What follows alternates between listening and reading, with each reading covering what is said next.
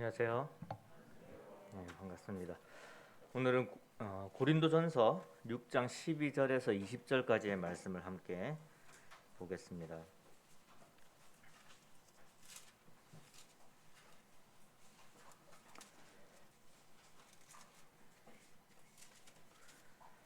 고린도전서 6장은 신약성경 269페이지에 있습니다. 12절에서 20절까지의 말씀을 먼저 읽어드리도록 하겠습니다.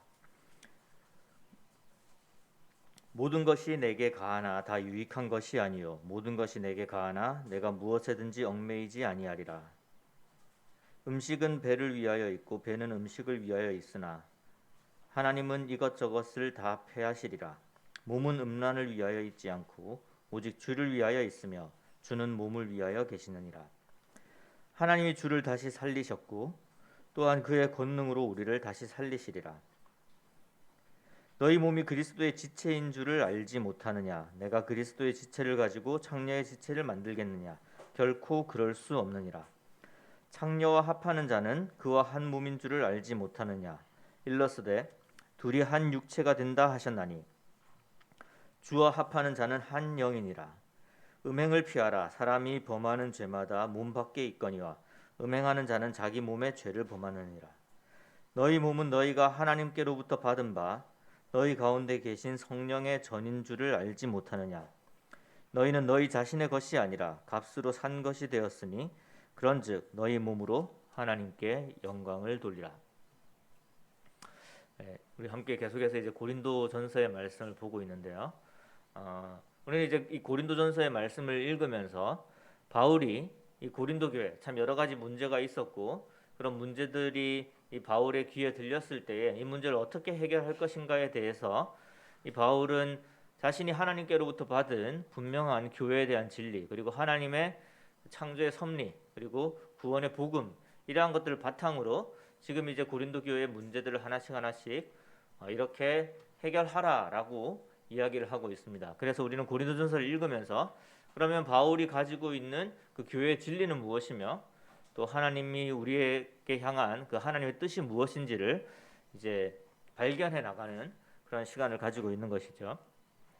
그래서 우리가 이제 지금까지 발견했던 것들을 좀 살펴본다면은 일단 교회가 사람을 통해서가 아니라 하나님을 이 머리로 해서 예수 그리스도를 머리로 해서 하나가 되어야 된다라는 것을 우리가 발견을 했습니다. 그래서 교회의 이 성도들이 하나가 된다라는 것은 굉장히 중요한 교회의 진리다라는 것을 발견을 했었고요. 그 다음에 우리가 사람의 지혜로 하나님을 알게 되는 것이 아니라 하나님의 성령님을 통해서 우리에게 가르치신다라는 그러니까 성령님이 계신다는 그리고 교회도 성령님께서 인도하신다는 성령님이 하나로 묶어 주신다라는 그러한 부분들을 우리가 발견할 수가 있었습니다. 그리고 이제 그 다음에 이제 우리가 또 조금 하나 더 이렇게 살펴보자면은 이 교회의 거룩이 중요하다라는 말씀도 하셨어요. 그래서 교회 안에 죄가 들어왔을 때에 그 죄를 그냥 가만히 놔두게 되면은 문제가 생길 수 있으니까 교회에서 죄를 이렇게 깨끗하게 교회를 거룩하게 유지하는 것 이것도 굉장히 중요하다라는 이야기가 나왔습니다. 그러면 이러한 것들 위에 이 바울이 분명하게 가지고 있었고 또 고린도전서를 통해서 분명하게 이제 제시하는 한 가지 중요한 교회의 진리가 있습니다. 그것이 지금 우리가 이 6장에서도 조금씩 보이고 있으며 또 이후에 좀 더 자세하게 이야기가 나오게 됩니다. 그것은 무엇이냐면은 바로 교회는 그리스도의 몸이다라는 것입니다. 이거는 이 모든 교회에 적용되는 우주적인 교회에도 적용이 되는 그러한 진리이며 각각 개별 지역 교회에도 적용이 되어져야 되는 아주 중요한 진리임을 알 수가 있습니다. 교회는 그리스도의 몸이라는 것이죠. 그래서 이러한 이 6장 우리가 지난번에 봤었던 부분에서 세상 사람들이 교회를 판단하게 되는 것이 왜 문제냐?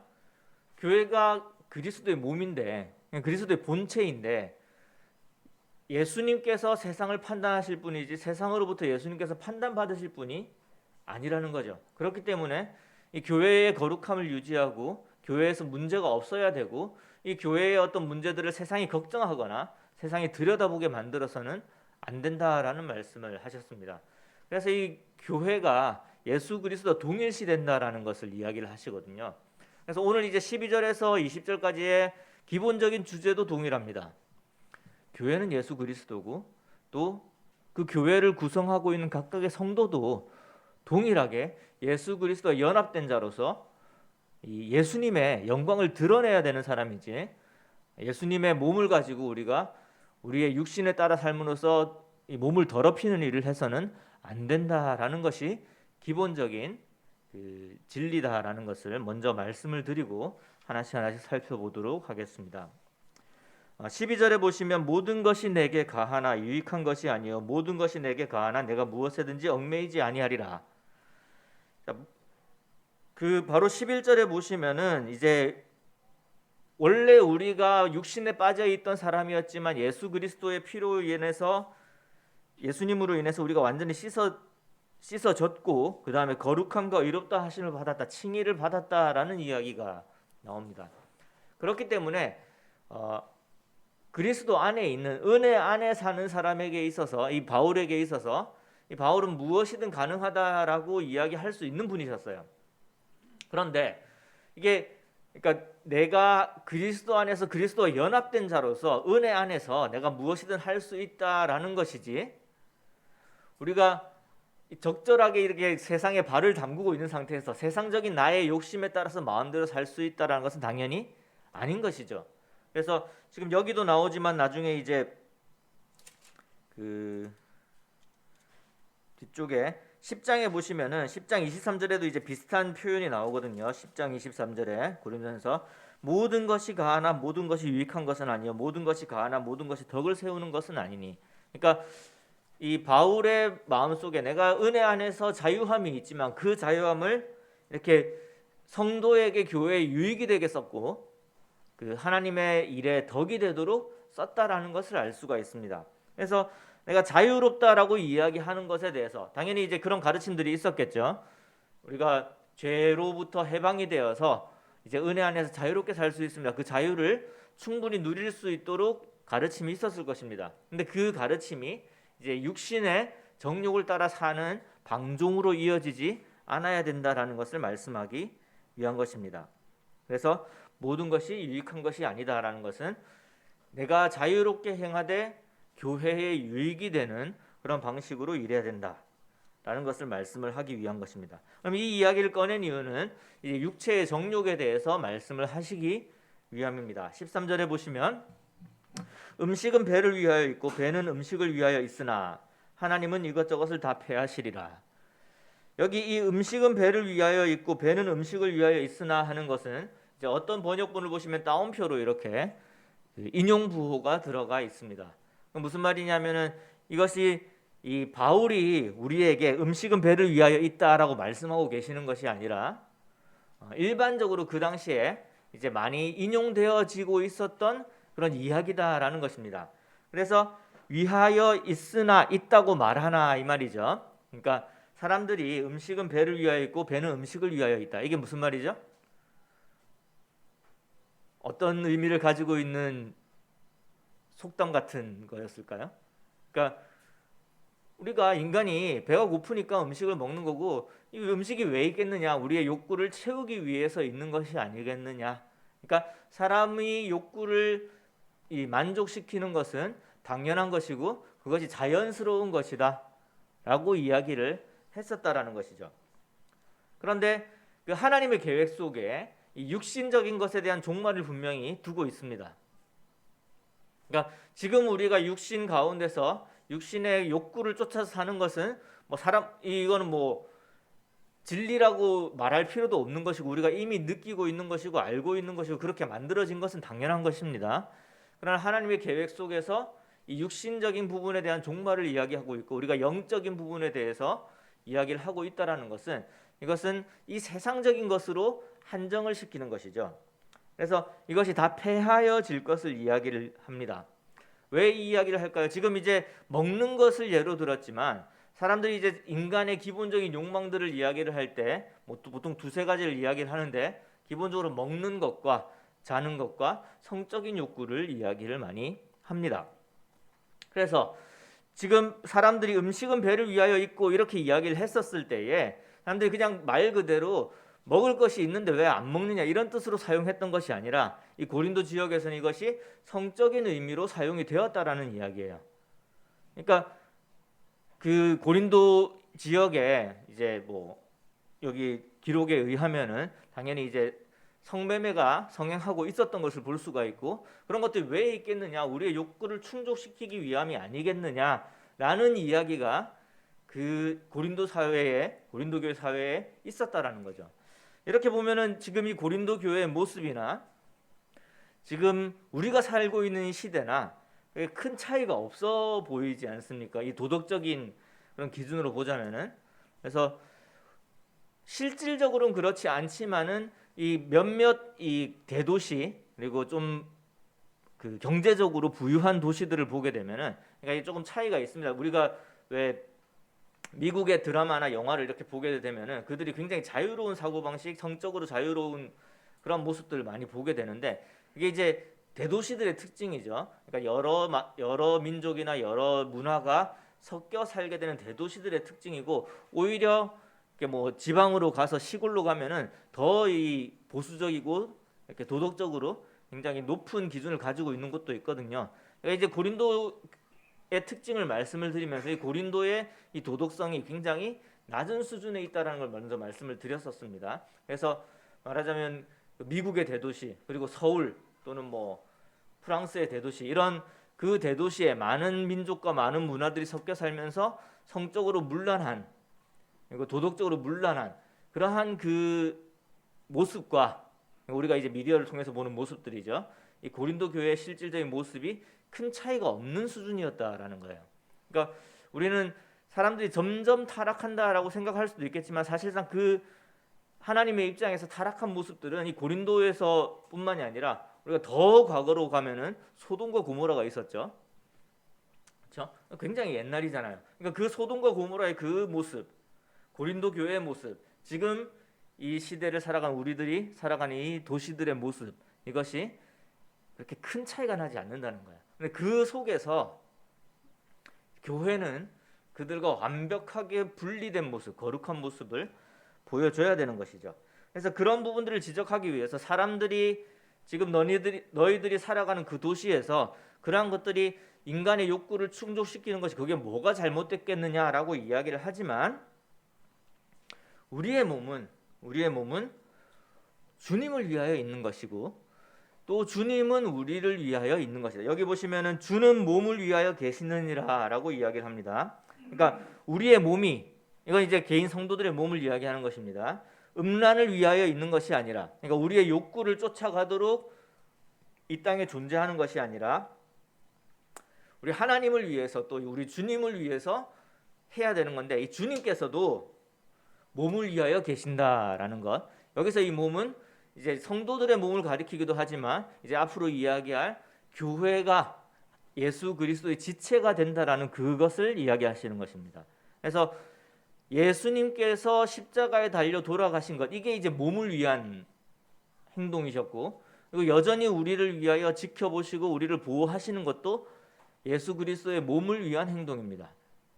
그리고 우리 이 각각의 성도님들의 육신적인 이 몸이 예수 그리스도가 위해서 죽은 자가 되는 것이고 또한 실질적으로 예수 그리스도를 위해 살아가야 되는 그런 몸이 된다라는 것입니다. 14절 보겠습니다. 하나님이 주를 다시 살리셨고 또한 그의 권능으로 우리를 다시 살리시리라.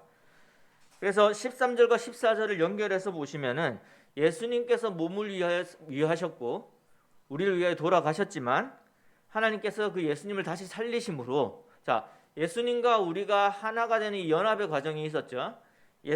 하나님께서 주를 다시 살리셨기 때문에 하나님께서는 우리를 주님과 같은 모습으로 다시 살려주실 것이다라는 것을 이제 분명하게 이야기를 하고 있습니다. 그러니까 우리가 예수 그리스도와 연합된 부분을 이야기를 하기 때문에 예수님이 죽으신 것이 우리가 죽은 것이고 예수님이 사신 것이 우리가 산 것이다라는 것을 이제 바울은 여러 번 이 복음을 통해서 가르치셨고 여기서도 다시 한번 언급하는 것을 볼 수가 있습니다. 15절입니다. 너희 몸이 그리스도의 지체인 줄을 알지 못하느냐.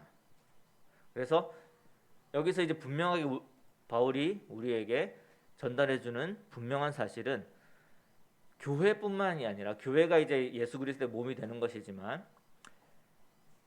각각 성도, 그러니까 나의 이 몸이 예수 그리스도의 지체다라는 것이죠. 예수 그리스도의 일부다라는 것입니다.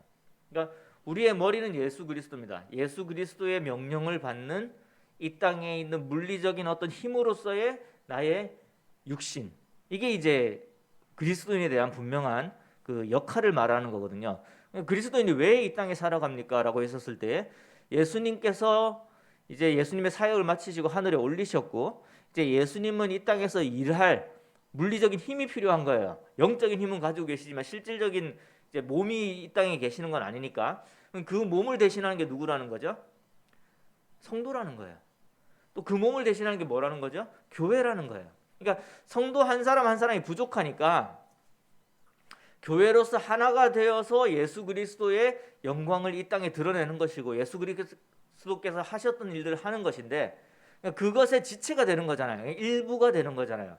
그 일부의 거룩함을 지키는 것이 중요하다는 것을 지금 여기서 이야기를 하고 계시는 것입니다. 그래서 너희 몸이 그리스도의 지체가 아니냐, 그러니까 몸의 일부분이 아니냐. 그런데 그 예수 그리스도의 지체를 가지고 너희가 욕심을 따라서 삶으로써 예수 그리스도의 몸을 더럽히겠느냐라고 이야기를 하는 것은 굉장히 짤막한 말이고 단호한 말이지만 강한 말씀이죠. 우리가 예수 그리스도에 연합되었습니다. 그러니까 같은 거라는 거예요. 같은 것. 동일한 거라는 거. 한 몸이라는 거죠. 예수 그리스도 우리가 한 몸이라는 거예요. 이제 뒤에 다시 한번 말씀을 드리겠지만 한 몸인데, 그러니까 내가 움직이는 게 예수 그리스도께서 움직이는 건데, 내가 나의 욕심을 따라서 삶으로써 예수님의 지체를 더럽히겠느냐? 그럴 수 없다. 절대 없다라는 것을 분명하게 이야기를 하시는 것이죠. 그래서 우리는 이 땅에서 나의 육신을 가지고 나의 이 욕심을 가지고 살아가는 사람이지만, 나의 삶의 기준을 어디에 둬야 되는 거죠? 예수님이라면에 두어야 된다라는 거예요. 예수님이시라면, 그러니까 어떤 선택을 하는 기준이 그런 예수님이시라면이라는 것이 되어야 된다라는 것을 기억할 필요가 있을 것 같습니다. 16절입니다. 창녀와 합하는 자는 그와 한 몸인 줄을 알지 못하느냐? 일러스되 둘이 한 육체가 된다 하셨나니. 17절 주와 합하는 자는 한 영이니라. 영적인 하나됨과 육적인 하나됨을 지금 동시에 이야기를 하고 계시는데요. 이 창녀를, 그러니까 음행을 하는 부분에 대해서, 음행을 하는 우리가 이제 6장 앞부분에도 여러 가지 성적인 범죄에 대해서 이제 말씀을 하셨고, 그것으로부터 당연히 벗어나야 됨을 이야기를 하셨습니다. 근데 여기서 다시 한번 강조하는 것은 이것이 그냥 그 고린도 교회에만 있는 그런 문제가 아니라, 지금 앞부분에 이 세상 법정에서 송사한 이 부분은 고린도 교회라도 구체적인 이야기죠. 구체적인 이야기를 가지고 지금 일반적인 이야기를 끌어내면서 지금 12절 이후는 모든 교회에 해당하는 일반적인 이야기를 하고 계시는 거예요. 그러니까 여기에 문제가 있으니까 이 문제를 어떻게 해결해야 되느냐, 하나님의 뜻이 이러한 것에 있다라는 것을 분명하게 이야기함으로써 지금 고린도 교회의 문제를 해결하려고 하시는 거거든요. 12절에서 20절까지 있는 말씀은 고린도 교회에만 국한된 이야기가 당연히 아니죠. 이것은 하나님께서 분명하게 모든 믿는 자들에게 주시는 분명한 가르침입니다. 그 가르침은 무엇이냐면은 이 성적인 이런 범죄를 행했을 때 이것은 내 속에 죄를 짓게 되는 것이고, 내 속에 거하시는 성령님에게 그리고 예수 그리스도에게 죄를 범하게 되는 굉장히 심각한 범죄다라고 이야기를 하는 거예요. 근데 이게 왜 심각한 범죄냐라고 했었을 때에 뭐 우리가 여러 가지 이해하고 있는 바가 있고 잘 알고 있는 바가 있지만, 여기서 특별히 어떤 한 구절을 이 바울이 인용을 하는 것을 볼 수가 있습니다. 16절에 보시면은 일러스되 둘이 한 육체가 된다 하셨나니, 여기서 일러스되라고 하는 것은 이제 앞에 구약 성경을 인용하는 것이죠. 어떤 말씀을 인용했다고 되어 있습니까? 여기 각주를 보면 창세기 2장 24절이라고 되어 있죠. 한번 찾아보도록 하겠습니다.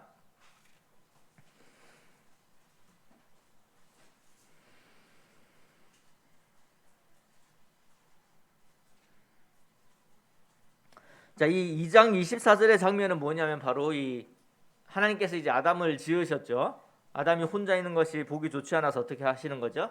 자고 있는 중에 갈빗대를 취해서 하와를 지으셨습니다. 그래서 이제 이 아담이 이 하와를 가리켜서 내 뼈 중에 뼈요 살 중에 살이라 라고 이야기를 하고, 이제 하나님께서 이렇게 하십니다.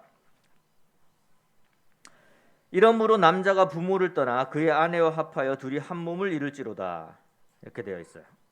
이게 뭐죠? 무엇을 이야기하는 거죠? 두자로 결혼을 이야기하는 것이죠. 그러니까 이때 지금 아담이 부모님이 있었습니까? 없었잖아요, 그죠? 이게 무슨 말이냐면은 아담에게 주어진 말이지만 이제 앞으로 쭉 그러니까 아담을 통해서 태어나는 모든 이들에게 주어지는 동일한 명령이라는 거예요.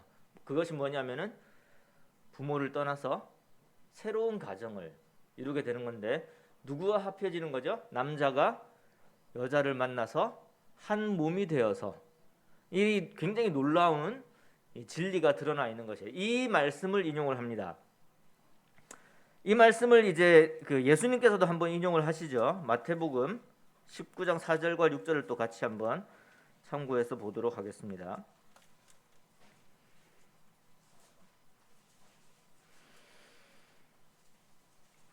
자, 19장 4절입니다. 마태복음 신약성경 31페이지에 있습니다. 예수께서 대답하여 이르시되 사람을 지으시니가 본래 그들을 남자와 여자로 지으시고 말씀하시기를 그러므로 사람이 그 부모를 떠나서 아내에게 합하여 그 둘이 한 몸이 될지니라 하신 것을 읽지 못하였느냐. 그런즉 이제 둘이 아니요 한 몸이니 그러므로 하나님이 짝지어 주신 것을 사람이 나누지 못할지니라 하시니. 하나님의 계획 속에서 이 결혼은 굉장히 중요한 인간에게 주어진 하나님의 뜻이고 인간에게 주어진 분명한 이 소명인 거예요. 결혼이라는 것이. 그래서 성경이 말하는 결혼은 무엇이냐라고 했었을 때 사실 가장 확실한 구절은 이 구절입니다. 예수님께서 말씀하신 성경이 말하는 결혼은 뭐죠? 남자가 여자를 만나서 한 몸이 되는 거예요. 그리고 그것이 하나님께서 맺어주신 것이기 때문에 떨어지지 않는 겁니다. 이게 어떤 상황에서 나온 거냐면은 이 예수님을 시험하기 위해서 사람들이 물어본 거예요. 이혼할 수 있다고 그러는데 이혼에 대해서 어떻게 생각하느냐. 율법적으로 볼 때는 이혼이 가능한 부분이 있는데, 근데 예수님께서는 율법 이전의 이야기를 가지고 오시는 거예요. 그러니까 우리가 이제 가끔 이제 율법이 이제 폐해졌다 이런 이야기를 하다 보니까 율법을 지킬 필요가 없다 이런 식으로 이야기가 많이 되어지는데, 율법 이전부터 하나님께서는 인간에게 이렇게 두신 하나님의 계획과 뜻이 있으십니다. 그것은 지금도 지속이 되는 것이죠. 무슨 말이냐면 하나님께서 인간을 지으시고 뭐라고 하셨죠? 생육하고 번성하고 땅에 충만하고 땅을 정복하라고 말씀하셨잖아요. 이건 여전히 유효한 인간에 대한 명령인 거예요. 그것을 가능하게 하기 위해서 하나님께서 무엇을 허락하셨냐면은 인간에게 이 성적인 그런 관계를 허락을 하신 거고, 그게 어디 안에서 이루어지도록 한 것이죠? 결혼 안에서 이루어지도록 하신 것입니다. 이것이 그러니까 하나님이 이 땅을 지으시면서 적어도 이 지구가 이제 마지막 날에 하나님께서 이 세상을 심판하시기 전까지 이 지구가 있는 한은 이 원리는 지속적으로 적용이 돼야 되는 건데, 뭐냐면은 사람은 결혼을 통해서 가정을 이루고 그 가정에서 자녀들을 생산함으로 인해서 번성하게 되는 것이고 생육하고 번성하게 되는 것이고, 그래서 이 땅에 가득하게 되는 것이 하나님이 이 물리적인 이 지구를 지으시고 두신 인간을 창조하면서 두신 하나님의 뜻이에요. 그건 지금까지도 계속해서 이어지고 있는 것입니다. 무슨 말이냐면은 율법 이전에 이 결혼이라는 것을 하나님께서 굉장히 중요하게 신성한 것으로 이렇게 만드신 거예요. 그러니까 영적이고 하나님께 순종하는 것이 가장 기본적인 것은 뭐냐면 결혼을 통해서 가정을 이루고 그 가정을 통해서 자녀를 낳고 그 자녀를 하나님을 섬기게 만들고 그래서 하나님의 그 영광이 이 땅에 가득하도록 만드는 것이 그것이 하나님의 목적이었습니다. 그렇지 않습니까? 그건 분명히 우리가 창세기를 통해서 또 여러 성경을 통해서 발견할 수 있는 모습이에요. 그리고 하나님께서 그런 그 완벽하게 회복된 이 땅을 분명히 우리에게 보여주실 것입니다. 그것이 이제 요한계시록의 천년왕국으로 기록되어 있는 그 시간들이에요. 그러니까 하나님께서 계획하셨던 그 창조의 계획, 그리고 인간을 지으셨던 그 인간에게 주어진 그 이 명령이 여전히 유효하다라는 것이고, 그렇기 때문에 결혼이라는 것은 굉장히 신성시 다루어져야 되는 부분입니다. 예수님께서 말씀하셨듯이 하나님이 합하게 하신 거라는 거예요. 그럼 이 하나가 되면 무엇이냐면은 영적인 하나됨뿐만 아니라 육적인 하나됨까지 이야기를 하는 것이고, 그것이 이루어질 수 있는 것은 결혼 안에서다라고 이야기를 하는 것입니다. 그래서 특별히 이제 결혼과 관련된 이 구절을 여기에 인용하게 된 것은 무엇이냐면은 우리 하나님께서 허락하신 것은 결혼 안에서 그런 성적인 관계밖에 없다라는 것이에요. 근데 만약에 내가 그것을 벗어나서 그러한 음행을 하게 되었으면은 그건 하나님의 인간에 대한 분명한 그 명령을 거스르게 되는 것이죠. 이건 반역의 죄에 해당이 되는 것이고 절대로 해서는 안 된다라는 것을 강조하고 계시는 것입니다.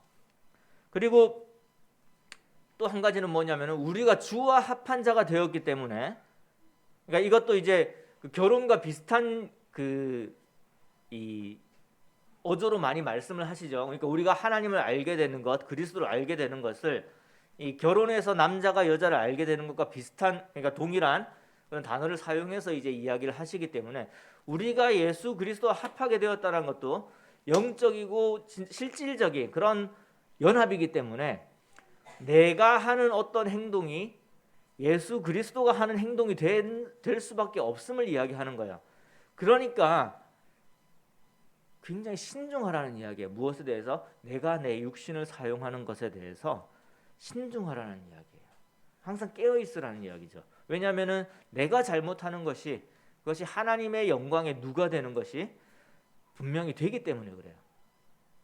그리고 무엇보다도 우리가 예수 그리스도와 연합한 자로서, 그리고 우리 안에 성령님이 계신 자로서 성적인 범죄를 저지르는 것은 절대로 해서는 안 되는 것이고 할 수도 없는 것임을 다시 한번 이야기하게 됩니다. 이제 19절에서 20절까지를 보시면은 18절 보겠습니다. 음행을 피하라. 사람이 범하는 죄마다 몸 밖에 있거니와 음행하는 자는 자기 몸의 죄를 범하느니라.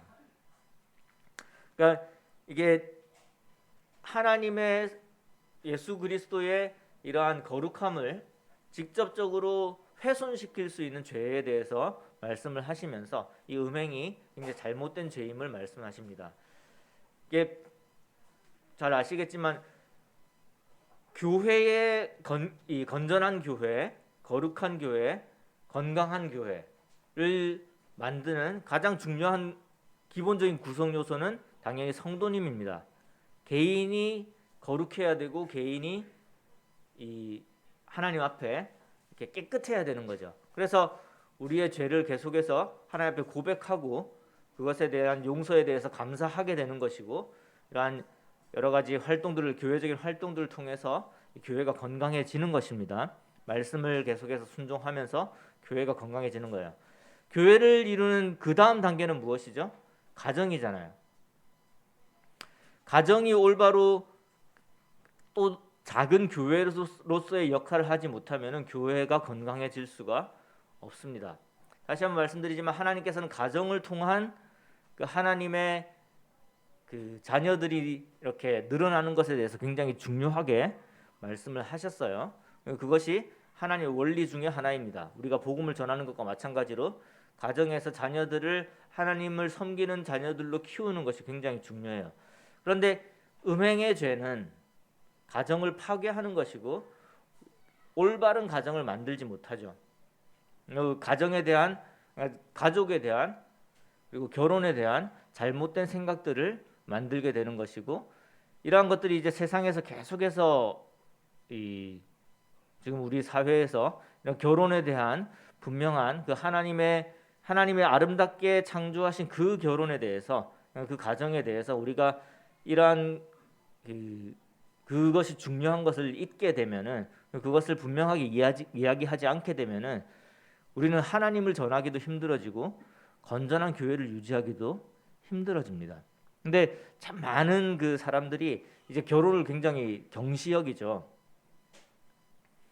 그리고 뭐 결혼을 안 하고 같이 사는 경우에 대해서도 지금 모르겠어요. 제가 한 10년, 20년 전에 뭐 이 TV 프로그램을 보게 되면, 드라마 같은 걸 보게 되면은 그래도 이제 결혼을 하고 이 남녀가 이제 같이 살고 이런 장면들이 항상 나왔던 것 같은데, 요즘 드라마들 보면 그렇지 않잖아요. 그러니까 결혼과 상관없이 남녀가 이제 관계를 맺고 같이 살아가고 뭐 자녀가 태어나고 이런 것들을 보게 되는데, 그러니까 그런 것들을 사람들이 계속 보게 되면 그걸 자연스럽게 느낄 수가 있을 것 같아요. 근데 그러한 그 잘못된 비정상적인 비기능적인 반기능적인 그런 가정을 통해서 정말로 하나님을 섬기는 자녀들을 키울 수 있겠느냐 하는 것에 대해서 우리가 고민을 해봐야 되는 거거든요. 그러니까 우리가 믿고 우리가 구원받고 우리가 하늘나라 가는 걸로 충분한 게 아니잖아요. 우리의 자녀들이 교회 안에서 건강하게 자라나야 되거든요. 근데 그것을 이렇게 확보하는, 그러니까 자녀들이 하나님 안에서 건강하게 자라는 것을 확보할 수 있는 가장 중요한 것은 뭐냐면은 정말 하나된, 그러니까 엄마와 아빠가, 그러니까 남편과 아내가 정말로 영적으로 육적으로 하나된 건강한 이 가족을 통해서 자녀들이 하나님을 배우고 하나님을 섬겨 나갈 수 있는 것입니다. 이건 분명한 사실이에요. 그렇기 때문에 이 음행이 하나님의 입장에서, 예수 그리스도의 입장에서, 예수 그리스도와 연합한 입장에서 예수 그리스도의 몸을 가지고 잘못하는 것이니까 안 된다라는 것도 분명한, 너무나도 확실한 우리에게 가르침이지만, 또 한편으로 결혼 안에서 아내와 남편과 아내가 하나됨에 있어서 그것을 깨트리는 것이기 때문에 그것은 하나님의 그 계획에 반기를 드는 반역의 죄와 같은 것임을 우리는 기억해야 될 필요가 있습니다. 그래서 이 부분에 대해서는 7장에서도 조금 더 이제 여러 가지 다양한 사례들을 가지고 이 바울이 이야기를 하게 됩니다. 그래서 그러한 두 가지 측면들을 이제 이번 시간에 조금 기억을 하셨으면 좋겠어요. 우리가 예수 그리스도와 연합된 예수 그리스도 지체이기 때문에 우리를 거룩하게 지켜나가야 된다는 그 명령과, 또한 결혼이라는 것은 우리의 자녀들에게 이 하나님을 섬길 수 있도록, 우리의 자손들이 하나님을 섬길 수 있도록 우리에게 허락하신 굉장히 축복인 것이고 거룩하고 성스러운 것입니다. 그러한 것에 이렇게 피해를 줄 수 있는 것은 절대로 해서는 안 되는 것이고, 음행은 그러한 정상적인 기능적인 가정에 이제 해를 끼치게 되는 굉장히 반기능적인 것이다라는 것을 기억할 필요가 있을 것 같습니다. 19절입니다. 너희 몸은 너희가 하나님께로부터 받은 바 너희 가운데 계신 성령의 전인 줄을 알지 못하느냐. 너희는 너희 자신의 것이 아니라 값으로 산 것이 되었으니 그런즉 너희 몸으로 하나님께 영광을 돌리라. 우리가 잘 알고 있는 말씀이고 우리 많이 기억을 하고 있는 말씀이라고 생각을 합니다.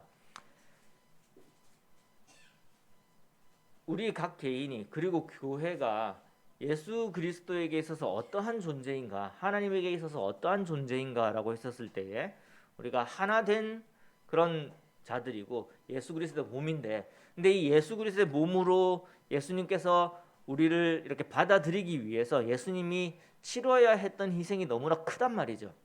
그래서 값으로 산바 되었다라는 게 그건 거예요. 그러니까 값으로 산 것이라는 것은 분명한 목적이 있습니다. 그냥 이제 불쌍하니까 구해줬다 그것이 아니라 내가 이게 필요하기 때문에 값으로 주고 산 것이다라는 거예요. 교회가 그렇고 우리 성도님들이 그렇다라는 것이죠.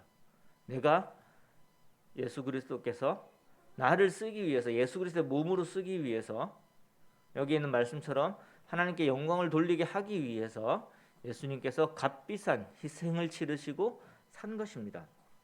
그래서 예수님께서 우리를 구원하셨고 우리를 사셨고 우리를 사용하시기를 원하십니다. 그 사용하는 데 있어서 우리에게 성령님을 주셨습니다. 성령님이 우리 안에 거하세요. 이러한 사실을 분명하게 깨닫고 그리고 복음을 받아들이고 구원받은 자들로서 우리의 삶을 살아가는 데 있어서 내가 내 몸을 사용하는 데 있어서 중요한 기준은 이게 되는 거예요. 내 안에 성령님이 거하시는구나.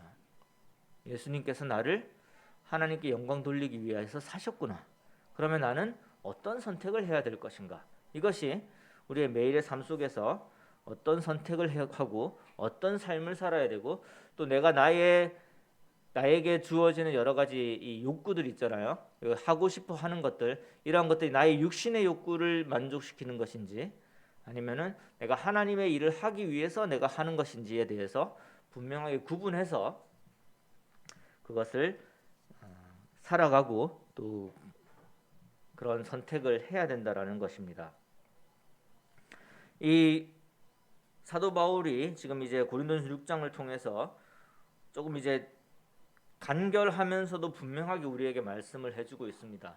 너희는 예수 그리스도와 연합된 자고 그렇기 때문에 예수 그리스도의 몸이 되는 것이고 그 몸으로서 절대 함부로 네 욕구를 따라서 살아가서는 안 되겠다라고 명령을 하는 것이고 엄중하게 이야기를 하고 있습니다.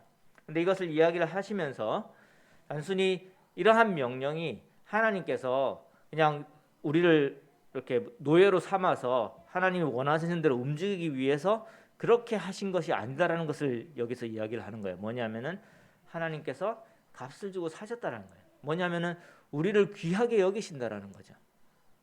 그래서 하나님께서 온전히 우리에게 은혜를 주셨다라는 부분, 우리를 사랑하신다는 부분, 그것을 위해서 예수 그리스도의 희생이 있었다라는 부분을 같이 이야기를 하고 있습니다.